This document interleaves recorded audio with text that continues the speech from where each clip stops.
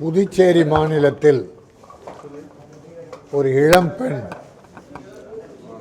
ஒரு தீயவர்களாலே கொடுமைக்காரர்களாலே கடத்தி செல்லப்பட்டு கற்பழிக்கப்பட்டு மிகப்பெரிய கொடூரம் நடைபெற்றிருக்கிறது. இந்த நாட்டிலே இப்படி ஒரு கலாச்சாரம் வேதனையான பெற்றோர்களெல்லாம் நடுங்கி அஞ்சுகிற அந்த பாதகமான செயல் நடைபெற்று கொண்டிருக்கிறது. அதுக்கு சட்டம் ஒழுங்கு சீர்கேடா அல்லது சமுதாயம் சீர்கேடா என்றால் சமுதாயம் சீர்கேடுகிறது, சட்டம் ஒழுங்கும் சரியில்லை. இதை பல நல்லவர்கள் இரத்த கண்ணீர் வெடித்து அந்த செய்தியை பார்த்தார்கள். ஆனால் தமிழ்நாட்டில் கோடான கோடி சம்பளம் வாங்குகிற நடிகர்கள் அவர்களுக்கு முழு பொறுப்பு உண்டு.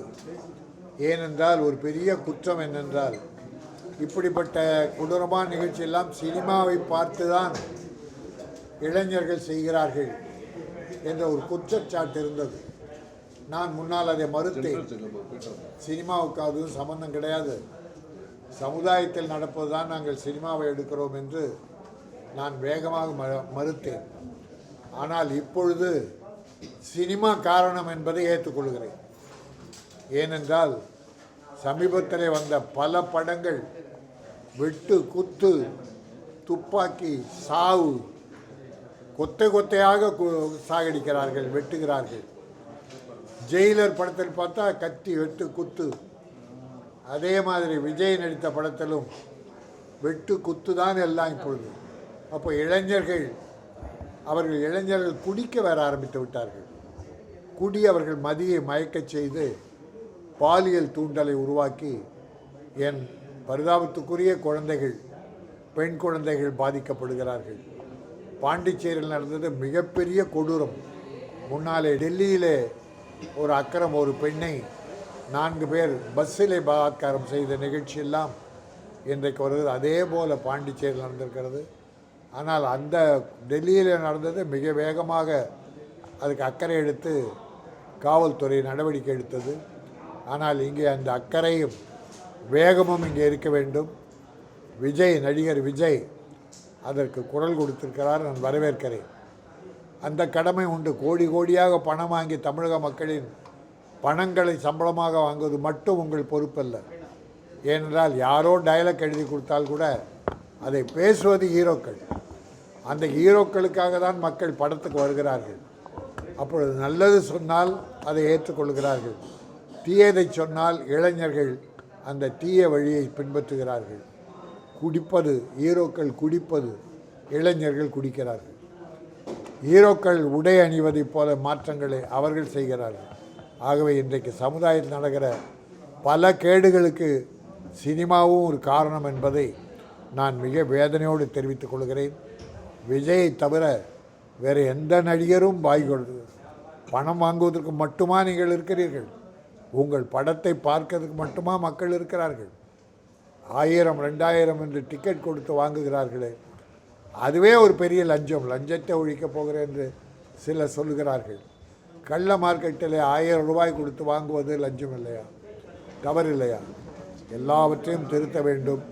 இப்படிப்பட்ட கொடுமைகள் தமிழ்நாட்டிலும் சரி, பாண்டிச்சேரியிலும் சரி, இந்தியாவிலும் சரி எங்குமே நடக்கக்கூடாது என நான் அரசாங்கம், காவல்துறை, சட்டம் ஒழுங்கு மிக கடுமையான நடவடிக்கை எடுக்க வேண்டும். கோர்ட்டுக்கு போச்சுன்னா 1.5 வருஷம், 7 வருஷம், 8 வருஷம். உடனே 2 மாதத்திலே அப்படிப்பட்டவர்களை தூக்கில் போட்டால் நல்லது. அப்போ தான் அடுத்தவன் பயப்படுவான். அல்லது முஸ்லீம் கண்ட்ரியில் இருக்க மாதிரி கையை காலை வெட்டிடணும், அந்த உறுப்பை வெட்டிடணும். வேதனையோடு சொல்கிறேன்.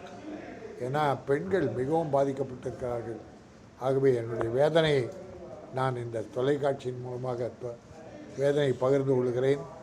அரசாங்கம், பாண்டிச்சேரி அரசாங்கம் விரைவான நடவடிக்கை எடுத்து தண்டனை வாங்கி தர வேண்டும். அது இந்தியாவுக்கே எடுத்துக்காட்டாக இருக்கும். இனி ஒரு இளைஞன் இப்படிப்பட்ட கேவலமான கேடுகட்ட செயலை செய்யக்கூடாது. அதுதான் என்னுடைய கருத்து. நன்றி, வணக்கம். சார், இதுல வந்து போலீஸோட மெத்தனத்தால தான் வந்து அந்த பிரச்சனை 5 வயசு குழந்தை இறந்தாங்க. ஏன்னா வந்து ஸ்டார்டிங்ல இருந்தே அவங்க கம்ப்ளைண்ட் கொடுத்து பேரண்ட்ஸ் கம்ப்ளைண்ட் கொடுத்து அவங்க ஆக்ஷனே எடுக்கவே இல்லையா. ஆனா போலீஸோட மெத்தனத்தால தான் வந்து குழந்தை இறந்ததாகவும் அந்த அக்யூஸ்டை வந்து எங்க கையில பப்ளிக் கேட்கறாங்க, எங்க கையில கொடுங்க நாங்க பாத்துக்கிறோம், போலீஸ் ஒண்ணுமே பண்ணாது, அது மாதிரி பப்ளிக் கேட்கறாங்க. அது நீங்க எப்படி பாக்குறீங்க? இல்லை, போலீஸ் தான் பார்க்கணும், பப்ளிக் எல்லாம் கொடுக்க மாட்டாங்க. அந்த வேதனைகள், அந்த பெற்றோர்கள் அந்த வேதனையில் சொல்லியிருக்காங்களே தவிர சட்டம் அதை அனுமதிக்காது.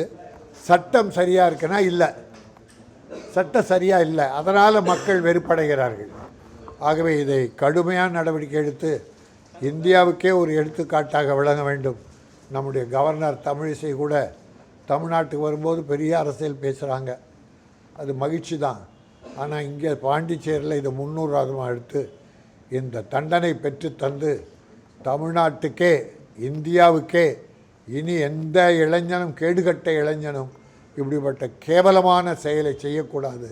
பெண்களுக்கு பாதுகாப்பு வேண்டும் என்பதை வலியுறுத்துகிறேன்.